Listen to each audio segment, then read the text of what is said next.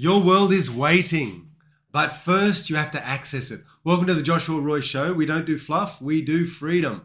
Real talk on mindset, cutting edge coaching techniques, and the hidden frameworks for lasting change. If you're ready to move from being stuck to becoming the architect of your life, you're ready for this. Hit subscribe. Let's get to work. So the date today is the 21st of January 2026. It's now 5:15 a.m. I've just woken up and I've just had one of those nights where you're just thinking about life, you're thinking about your situation. I'm specifically thinking about business. I'm thinking about life, and I'm not seeing the level of success right now that I want to be seeing. And I don't know if you're in this situation or have been in this situation where you're dealing with this. And there's sort of a troubled feeling. And I also know and I understand that in order to have the level of success that I want, I need to be consistent, and I need to be surging forward, and I need to stay motivated, and I need to make things happen. So there's a lot of soul searching going on. And sometimes I think to myself, well, what do I need to do? Do I need to pray more? Do I need to get myself spiritually right with God? Will that open up the doorway? Do I need to just put in more time and effort? Is it a time and effort thing? Do I need to change my strategy? Is my strategy poor? It's not working. So I need a better, more effective strategy. So I'm looking through all of this and trying to work out, well, what do I do?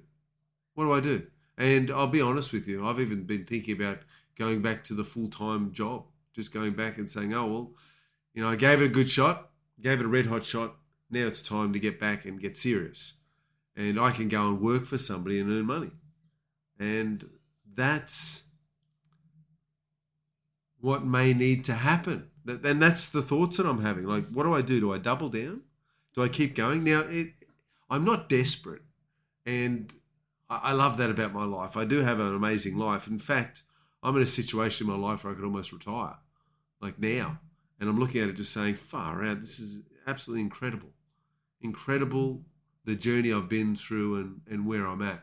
So I'm almost at that point, and I'm thinking to myself that I'd be fine for the next 20 years living off my savings and living off what I've accrued. And so I think about that and think, is that really what I want? And we're going to look back at my life and think, well, I did all that I could do. Or is there something inside me that's burning? Something inside me that wants more than that. Something inside me that says, you know what? It's no longer the motivation of money. It's no longer that motivation. What's motivating you now? Because let's be honest, as a young man, money was everything. Money was my entire motivation. I was totally money driven. In fact, as I go back and look at my older self, my values were success and achievement as number one and number two. And that was it. Success and achievement. And then I went through a shift. I actually went to a seminar where we looked at our values and started to restructure them, rework the values, so to speak. And all a value is what's important to you. And so if you're looking for life values, what's important to you in life? If you're looking for relationship values, what's important in relationships? You look for communication values, what's important to you in communication? So a value is just what's important to you, and also that reflected in your life, that reflected in your daily interactions, or that reflected if somebody was to take out the microscope and look at your life, they would see those things. They would see that it is important to you. Because sometimes we can say, well, I value this, but we don't really, because it's not happening in our life. We're not putting our time and energy into that thing. Therefore, you've got to question whether the person really does value that to the level they say they value it. Anyway, that's just a little bit about values. And so I remember that my values were success and achievement. That was it. It was all about success, all about achievement.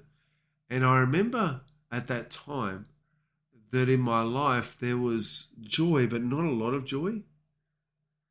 And I remember after going to this seminar and after learning about values and understanding them to a greater degree, and after having gone through an experience, it was a 6-day event, and I went through that experience, I came out at the other end with the determination to change the hierarchy of my values, and that's what I did.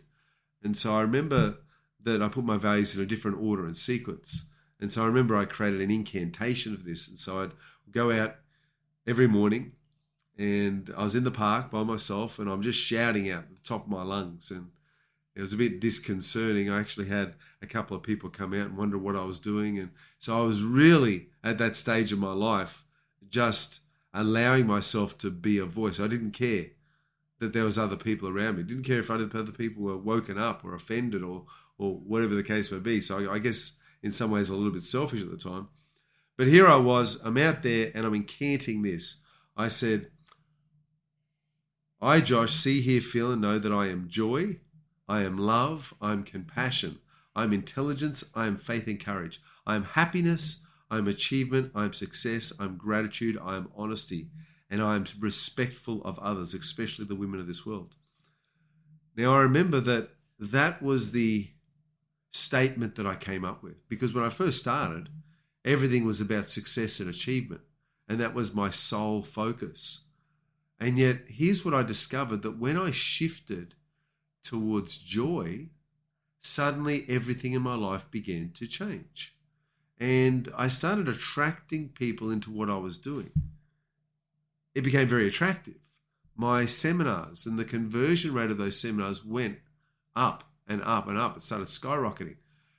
And not that I was that great a seller, but people resonated with the level of energy and determination that I was putting out, the amount of energy that was focused in on my own life and shifting my values. And I remember that changing from the values of success and achievement to joy, compassion, love, and these other virtues was a big shift for me. It literally changed everything in my life. I remember waking up and just feeling different. I remember success happening all around me. It's almost like everything that I was touching was turning to gold in my world.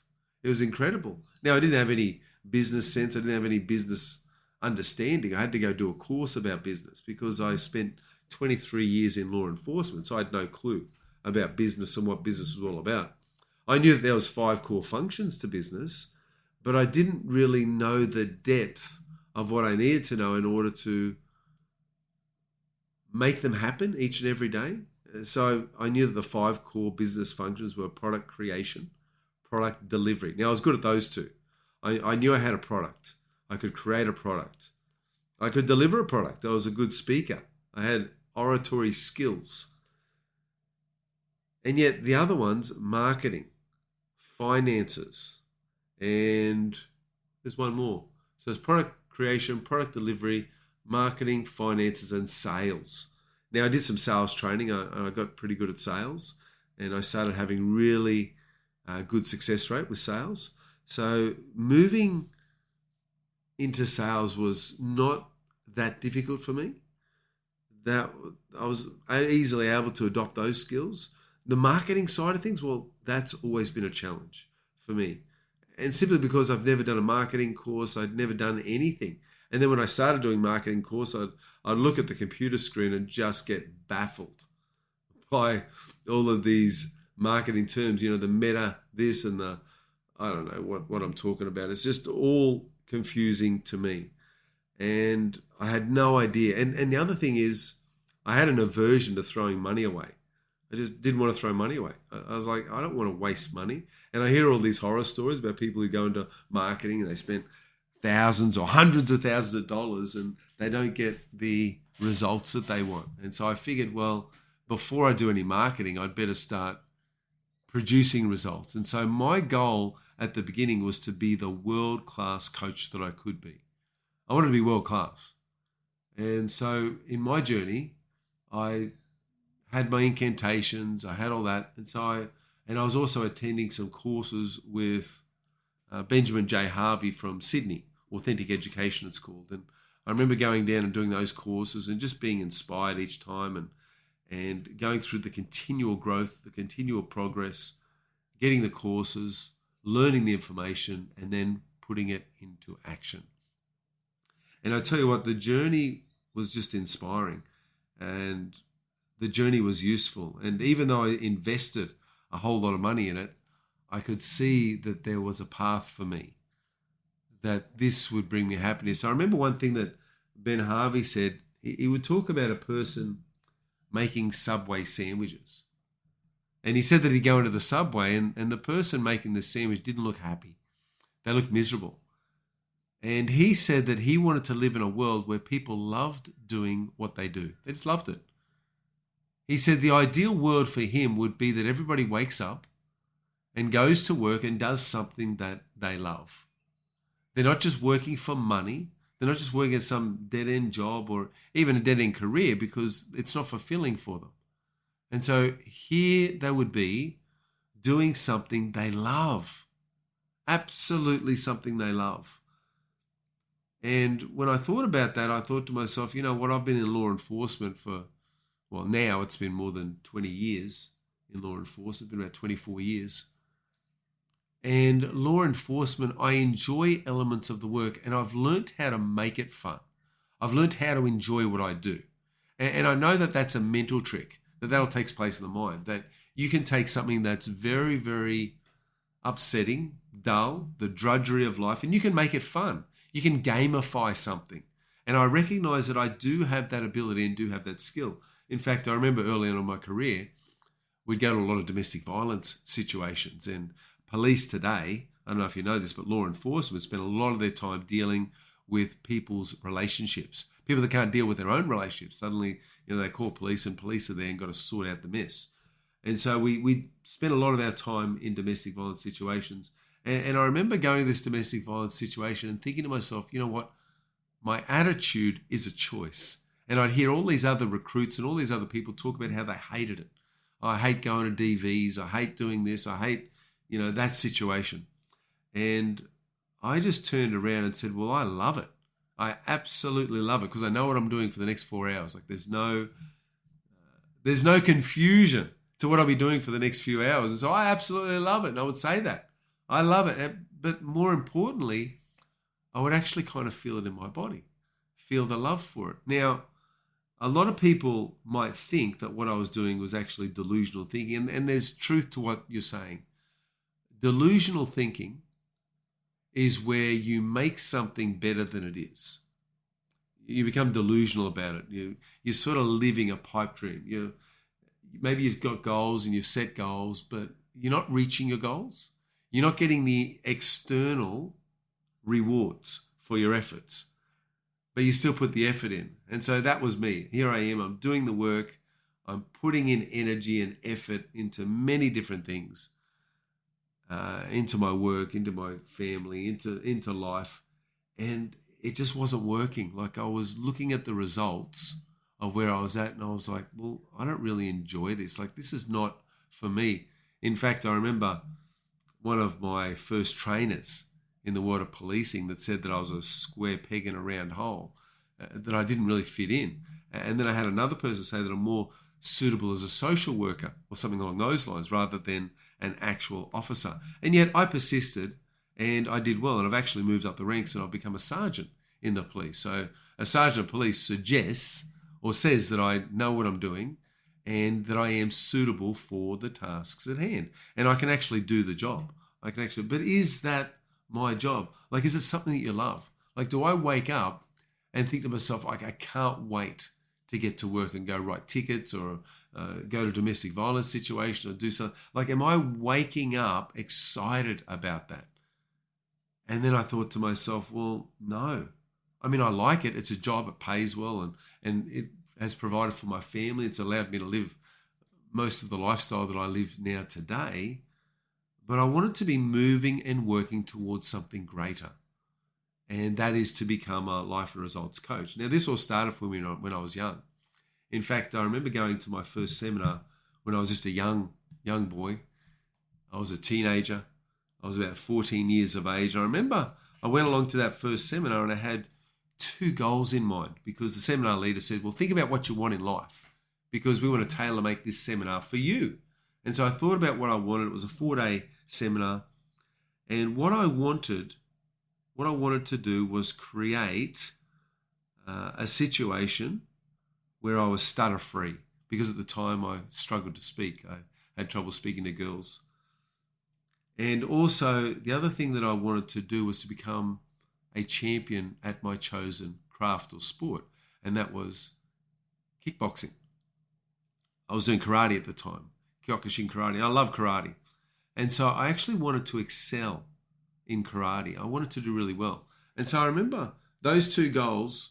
The seminar leader taught us how to set up a goal and bring it into fruition using a technique. This technique was something like strategic visioning, where you close your eyes and you imagine it and you get a full sensory description or feeling of it, and you get it in your body, the future belonging, and then you come back to now and you look at the steps and the strategies that you need to achieve it. Anyway, it was very inspiring for me. And I remember doing the course and coming out of that situation learning that affirmations are really powerful, that affirmations can override the programming of your mind. So my current programming was outdated. I wanted to upgrade it. And so affirmations was a way to do it. And so I started saying these affirmations over and over again consistently. And the affirmation that I chose for myself, I actually made it up. It was, I speak clearly and well. I speak clearly and well. So I did that affirmation. I did it consistently over and over again. And after almost 2 years, I was stutter free. And the other important thing that happened was that I became the Australian karate champion. Now, looking back on my life and looking back on that seminar, I learned firsthand that goal setting works. Now, a lot of people in the world that flounder, they flounder because they have no goals. Or they may have goals, but they don't have those goals deep into their unconscious mind. They haven't tapped in to the unlimited resource within. And so I started wanting to help people to do that, to help people to create changes. Like the only reason that I'm where I am now is because I had this unbelievable drive within to go out and teach seminars and to share my knowledge and skills with people who are in need. And so I spent time, effort, and energy running and hosting seminars. And during COVID, I switched over to a meetup group. I was using Meetup before that, but I switched over full time and I expanded and I started running multiple meetup groups in many different countries around the world. And so now that's kind of the way that I find myself a market of people that are interested in growth and development, and specifically the growth and development that I offer. So saying all that, people go to work, and I know this was me, and they don't enjoy their job. They're not fulfilled by it. Some people go there and love it, absolutely love it. Like they can't think of any way they'd rather spend their day, their life, their time than being in a job that they love or the job that they're doing. Now, some people work for money. Purely and simply, it's a paycheck.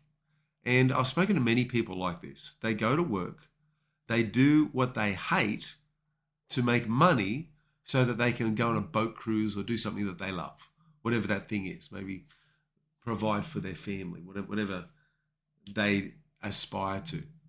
And so I've thought about this a lot for my own life, and also I'd encourage you to think about it for yourself. What do you want to do with your life?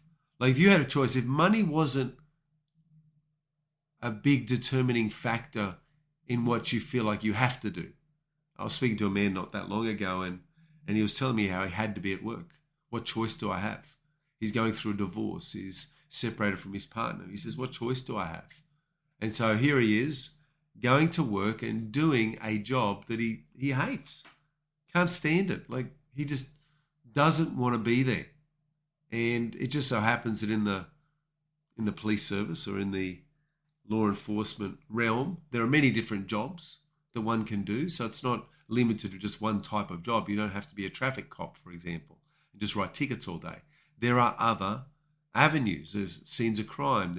You become part of the dog squad. There's community-based policing. There's lots of things you can do. So there are opportunities there for somebody who's hungry enough. But he said, what choice do I have? He was almost forced to go into a place, so he says, and he's working at a job that he hates. He hates it, can't stand it. And like I said, going through divorce, needs to go to work to make money, to fight whatever accusations are coming his way. So he's in a bit of a pickle. He's in a situation. But when he said those words, what choice have I got? My heart sank. It sank for him, but it also sank for all those people in the world who are at a job that they hate, who are getting a paycheck, and then feel like they're trapped, feel like they're chained to a desk or chained to an office.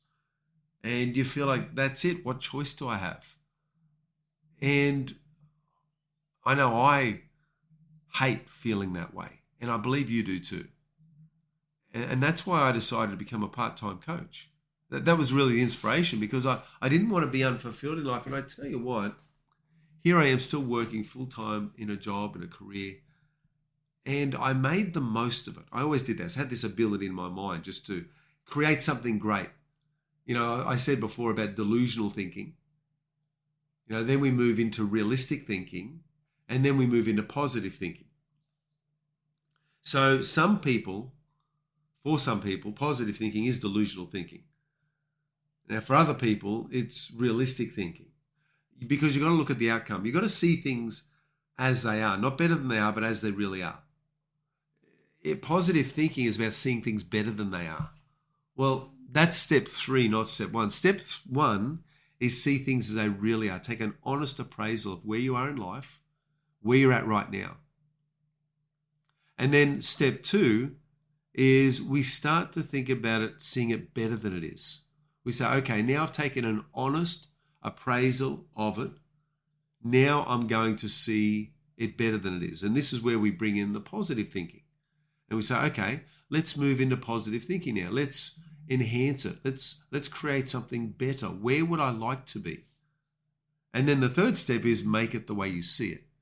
So there really is 3 steps to actual change and actually creating change. So I just want to jump on this morning and talk a bit about this, and I hope that's really helpful and useful for you as you think about where you are and are you fulfilled in life? You know, think about your relationship as well. Maybe you've just gone through a separation. Maybe you've gone through a divorce. Maybe you're on your own. Maybe you're finding that there's alienation from your children. I've been there, done that, went through that situation. And when you're in that situation, it hurts.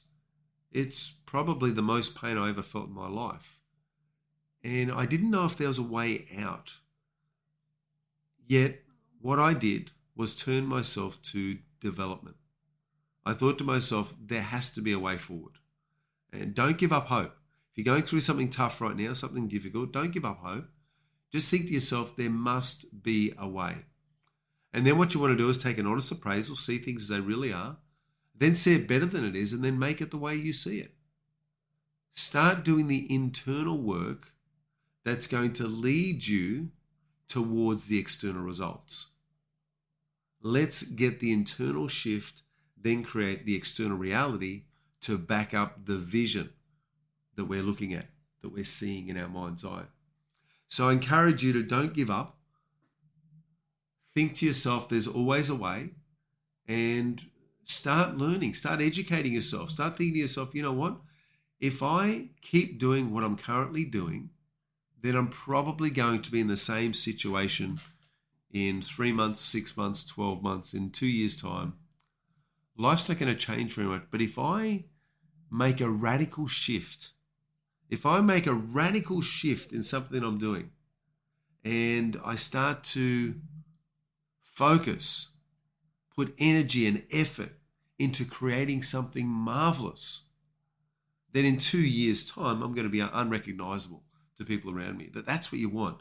You want to get that fire inside. You want to make a determined effort to do something more than you're currently doing. You know, I made that 2 days ago. You know, it was Monday. I woke up and I listened to something online about podcasts. And I thought to myself, you know what? I've started doing a podcast in the past, and yet I ran out of steam. I ran out of fuel. And I know that you've started things too and then given up. The way forward was just hard. It was difficult. You didn't have the momentum or the consistency. And quite often, if you're not seeing the results, It's disheartening and discouraging. And I found myself going back into old patterns of behavior and old ways of being. But I thought to myself on Monday, I thought, that's it. I'm going to do this. And I started doing it. And so there I am working on podcasts. And I thought to myself, you know what? I'm not going to reinvent the wheel. I've already got episodes that I've recorded. I've already got audios that I've recorded. And so I decided to tap into those. And I did some editing and some other things. And anyway, throughout the day, I ended up putting up 9 episodes for my podcast. Now, my first goal, my initial goal is 100 episodes. Of which this is one of those episodes. And so that's the goal. And I thought to myself, you know what? I am going to pursue that at all costs. I'm not going to let lack of results in the external world impact what I actually do and how I spend my time. I'm going to just commit and do it. Whether anybody listens to this or not, my goal for myself is to commit to something. And I'd encourage you to do the same. Just decide what you're going to do and just commit to it. You know, you've got unique skills, unique abilities, unique insights. There's nobody in the world like you. We say that our personality is unique as our thumbprint. And that's true. And so there's nobody out there just like you, quite like you. And so utilizing your particularized skills, abilities, talents, you could do something. Now, I don't know what that is, but have a think about what it is that you could do that you love. And I see these ads online sometimes, and, you know, do what you love and make money from it. And I've seen these pop up from time to time. And I'm thinking along the lines of, if coaching is for you, then the program that I run, How to Become a World-Class Coach, may be for you. If you'd like to move forward in your life, you'd like to find more clarity about who you are and where you're going, then unlock your incredible self. Maybe for you. You see, these courses, these programs, I bare my soul each and every time. I put effort and energy each and every time. Sometimes I turn up and I think to myself, you know what? There's not enough people here, or I don't have the right whatever. It's not a perfect ideal situation. And yet I double down and just do it. And I give of myself. And I bare my soul. And I help people move and change and transition from the person they are towards the person they desire to be. And I'm willing to do that over and over again, consistently and continually. And the beautiful thing is, I'll do it for free. I'll do it because this gives me energy and gives me life. Now, we all go through periods of our life where we feel a bit flat, where we feel as though we're running on empty, where we put in so much work, so much energy, so much effort. You know, those times, you need to take a step back. You need to pause, but don't quit. You need to keep going. You need to persist. You need to be consistent in what you're doing. And I'm saying this as much for you as I am for myself. In fact, part of what I'm sharing today, most of what I'm sharing today is not for you. It's for me. It's a reminder of where I've come from. It's a reminder of what I'm doing. You know, now under my belt, and I know people out there have not shared one webinar. They've not gone into the public and done that. And as of today, I've done hundreds of them, something like 900 plus webinars, seminars, group coaching sessions. So I'm no stranger to this realm. And yet I look at where I'm at. I look at where, you know, some of the big celebrities like Brendan Burchard, for example. Now, Brendan Burchard has hundreds and thousands of followers. He has a whole team behind him. Russell Brunson has a whole team behind him. And here I am as a solopreneur doing everything myself, and yet I'm okay. Everything's moving along, you know, at a decent pace. And I'm okay. But I tell you what, and I learnt this from listening to these leaders in my life, is that there's 2 successes for every journey you undertake. If you think of the hero's journey, you are the hero of your own story. And you're on a journey for your life. Now, what is the hero's journey? Well, you go along this journey, and what are you trying to get? Well, it's the result. And it could be a monetary result, could be a health result, could be a relationship result, could be a result related to spirituality, any of these results. And so you've got an idea in your mind of what you want. Now you go on this journey to obtain what you want.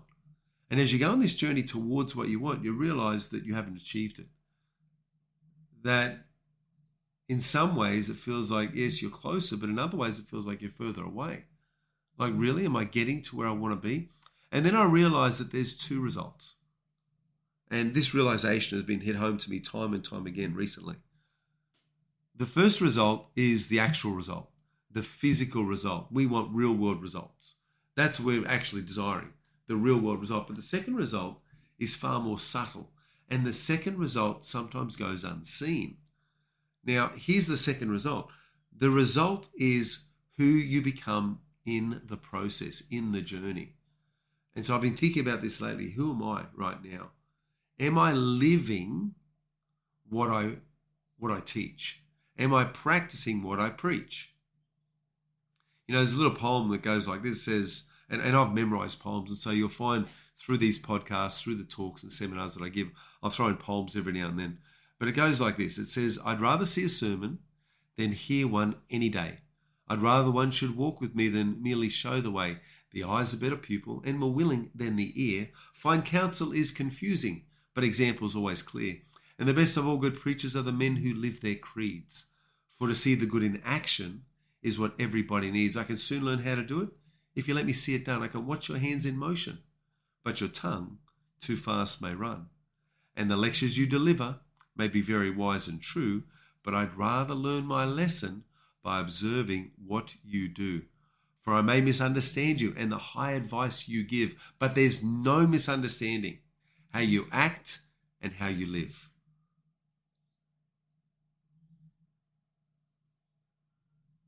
As I think about that poem, I'm reminded of the importance of not only saying what we say, but living the principles. Like if I'm going to share an idea with somebody, well, if I'm not doing it, I don't know it. I have cognitive understanding of it, but if I'm doing it, I know it. And the idea of being the world-class coach that I know that I can be and need to be is actually me doing the work. So I've got to do the work from my own mind, from my own spirit, from my own soul. Then I can be a source of light and truth and help for others. And that's where we need to get to. So the idea is you first of all start with self. Make sure you get yourself on a good trajectory. And then you're on higher ground. You can reach down and help others. It's been said that a drowning man can't help anybody. But if you're standing on, a large double door, if you're standing on a piece of furniture, if you're standing on a small boat, now you can help others. You can reach in to that water and you can lift them out and they can find that freedom too. And so in order to help another or lift another, you must be standing on higher ground. You must. And so make sure you're getting the results in your own life. And then you can certainly extend that around you to others. Now, there's another poem that I was thinking about. I'm just going through it now, the different poems that I've gone through in my life. And when I think about going back to that first idea we're talking about, doing what you love, like you want to get this. You want to start, and I remember listening to Tony Robbins and other thought leaders in the day, people like Jim Rohn, Charles Tremendous Jones, and they had a round table where they were talking about all of these ideas, these positive motivational ideas. And I remember them saying that you turn off the TV and you turn on your brain. That most of them got started by having a full-time job or career, and then in their spare time, so basically they'd work their job from, let's say, 8 to 4, and then they'd come home and they'd spend some time with the family and the wife and different things, and then from 7 p.m. to 10 p.m. they'd go to work, or 10 p.m. or 7 p.m. till midnight, or maybe an hour there, a gap in the middle. But what I heard them say was that they were prepared to do the work. They were prepared to put in the effort. They were prepared to not give it a half-hearted approach. They were prepared to do whatever it took to be successful. And I started thinking about my own life and my own distractions. Now, I know you have distractions. I don't know what they are. My distractions are I love StarCraft on the computer, StarCraft 2. I'm actually pretty good at it. I went from gold to platinum and then to diamond, all in, I was playing it for a few hours and I started really advancing. I had a really good game or series of games. And I realized that is a distraction. Like instead of building what I could be building, here I am playing computer games. And I get that I am in a comfortable spot. Let's say I'm in a comfortable position financially and whatever else. The tendency to go and do that, like there's the drive for making more money, like that used to be there so strong, is not there as strong quite as strong anymore. And so I need to find other motivations. But I realize that these distractions, they're preventing me from achieving my goals, my vision, my dream. And not only that, but TV shows, other things. So what you want to do is have a look at your distractions. What are they? You see, in the world, there are two types of people. There are creators. And right now, by committing to this podcast and by doing what I'm doing right now, I've stepped into the realm of being a creator. I'm here creating something. And you want to think about that for yourself. What are you? Are you a creator or a consumer? Now, if you're using distractions like video games, TV shows, movies, if you've got other hobbies that take you away from that which you desire to truly create, then you're a consumer. Now, sometimes we need to consume, and that's okay. And I'm not saying hobbies are bad or wrong. What they can do is overtake our life. What they can do is prevent us from living the life that we desire and achieving the goals, dreams, and outcomes that we want. And so you've got to be really careful where you spend your time. You want to be really careful about what you're putting your energy into, because a lot of these things are energy thieves. They'll deplete your energy, give you nothing in return, and you'll be left years from now scratching your head and wondering why you didn't achieve the success that you wanted. And so I just wanted to bring that into a full circle. There was another poem that I was thinking about sharing. I will share that. It goes like this: stick to the task till it sticks to you. Beginners are many, but enders are few. Honor, power, place, and praise will always come to one who stays. Stick to the task till it sticks to you. Bend at it, sweat at it, smile at it too. For after the bend and the sweat and the smile will come life's victories after a while. Now, that poem is all about persistence and carrying on in the face of, defeat. In the face of, I'm not getting anywhere, but I'm going to stick to it. I'm going to keep going. I'm going to persist. Now, the next one, and that isn't actually the poem I was thinking of, but I couldn't think of the one that I wanted to share, but now I've got it. And it talks about a mother and a temple and a builder and a temple. And I'll share that poem with you. And the reason I want to share this is so many of us are unfulfilled. We're unfulfilled in our life. Now, why are we unfulfilled? Well, we don't have a compelling vision. And we need that. Without vision, the people perish. And so if you don't have a compelling vision, something that's going to get you up in the morning, something that's going to keep you excited, something that's going to cause you to access all the creative parts of your mind, body, spirit, and soul. If you don't have something like that, then you need to find and develop a vision and a purpose for your life.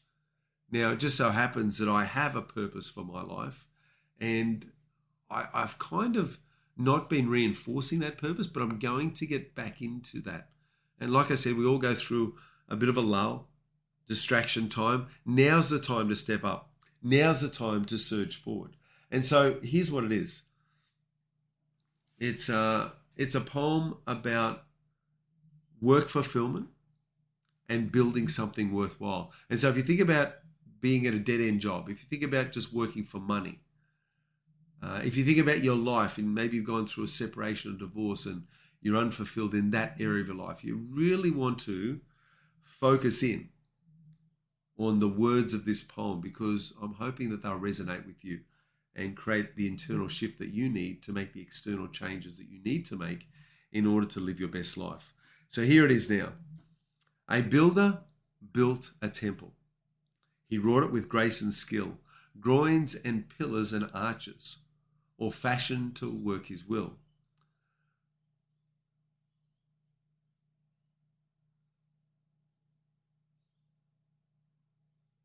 Men said as they saw its beauty, it never shall know decay.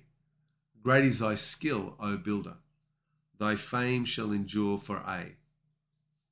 A woman built a temple with loving and infinite care, laying each stone with patience, planning each arch with prayer.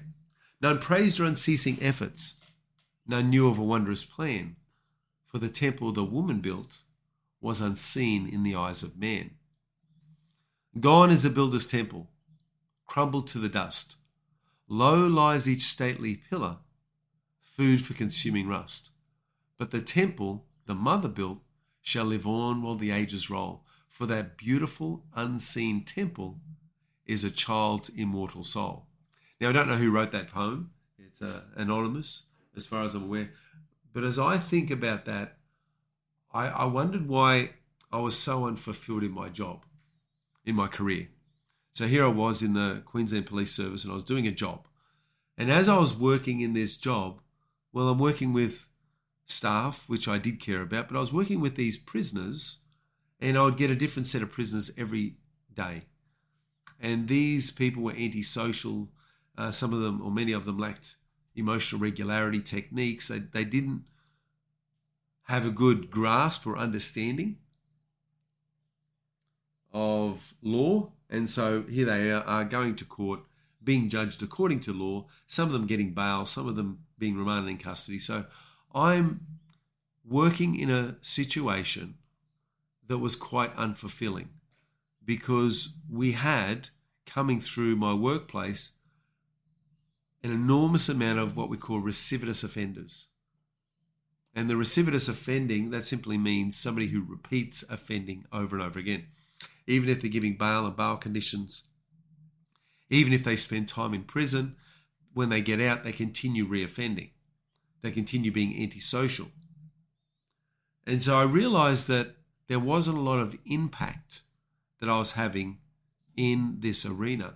And then I started coaching. I became a part-time coach. And one of the most beautiful things that you can hear from a client is when they say, thank you so much. Like, you've changed my life. Like, thank you so much. Like, and I would ask questions like, has it made a difference? Has this session been helpful? And then people would say, oh, so helpful. It's changed the way that I'm thinking about the situation. Thank you so much. And as I continued having these conversations, and as I continued working with people part-time, I realized that there was a lot more impact that I was having working as a part-time coach than I was having working full-time in my job or career at that time. Now, I don't know where you are, but I'm wondering if this hits home for you. You think about your job, and some of you are in jobs that you didn't even choose. Maybe there was an advert that came up and you thought, oh, I'll throw in my hat, I'll apply for that, and you got the job. And then you've been not stuck there, but you feel like, well, that's it. That's all I know now. And so a lot of people stay in jobs that they don't enjoy or don't like because the pay's better. They look at other jobs that they really, really enjoy and they consider the pay cut and they consider, well, I keep doing what I don't like because the pay's better.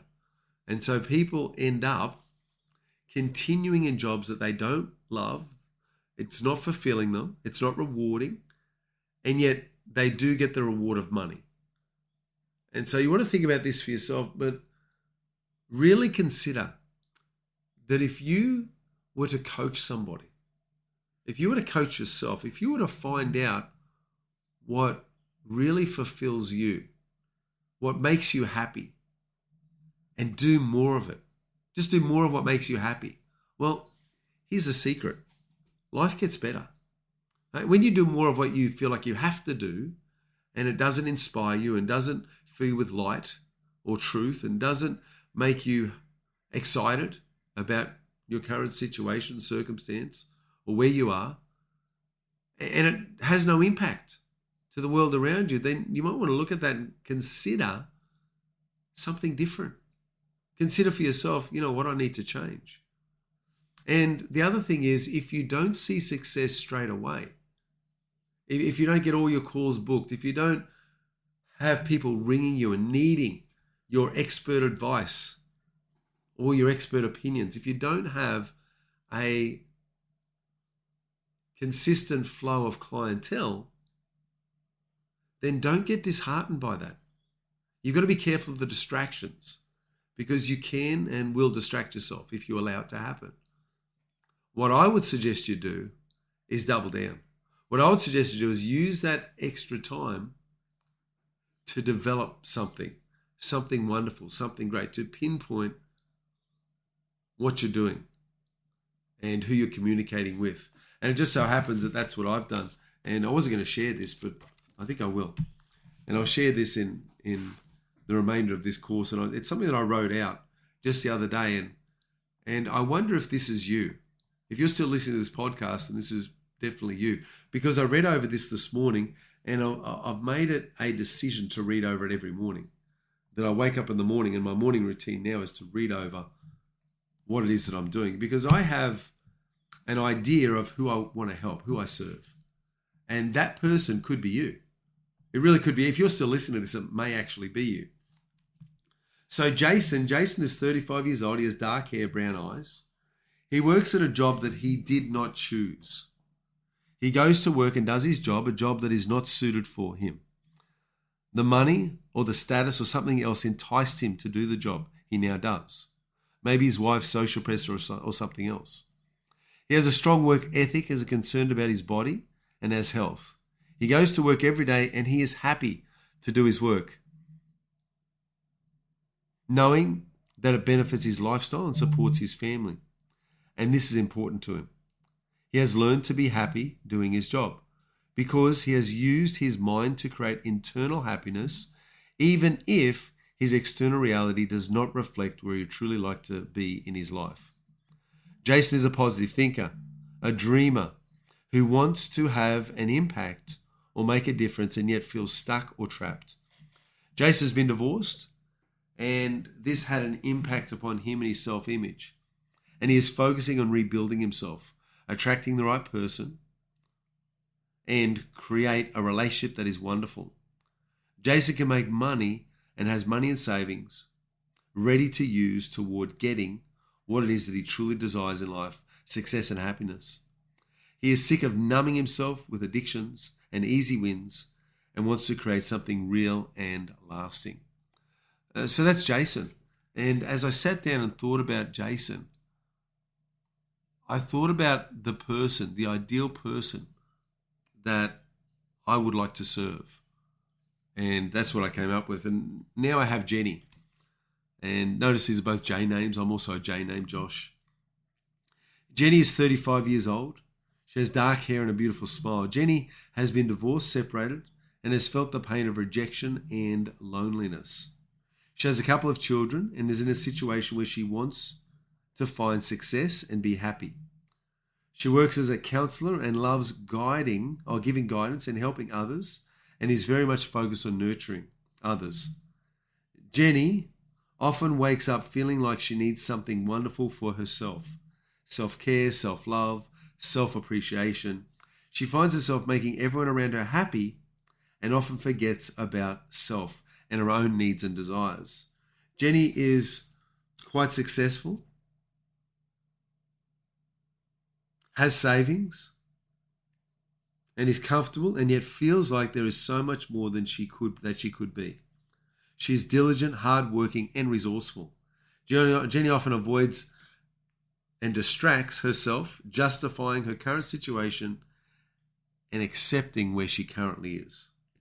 And so, as I went through and I wrote down that avatar, I thought to myself, now what I need to do is make sure that I find my people. And these are my people. And I realize that I can help these people. I can help them to rebuild their lives. I can help them to heal from the pain of separation and divorce. I can help them to attract more of what they want into their world and into their life, because that is what I've done. That is what I'm an expert at. And not only do I have the professional coaching certifications, but I've also got the lived experience that can help them. And I've also thought about this, that I can also work with people who are in anything from law enforcement to emergency response or anything along those lines. So it really does give me access to potentially a lot of people that I can help. And I know you're out there. I know you're out there. And what I'd love to do is continue working with you, continue sharing these podcasts and helping you to get the changes you need to live your best life. So just remember this, that your commitment to yourself should be to discover who you really are. Unlock your incredible self and unleash that on the world.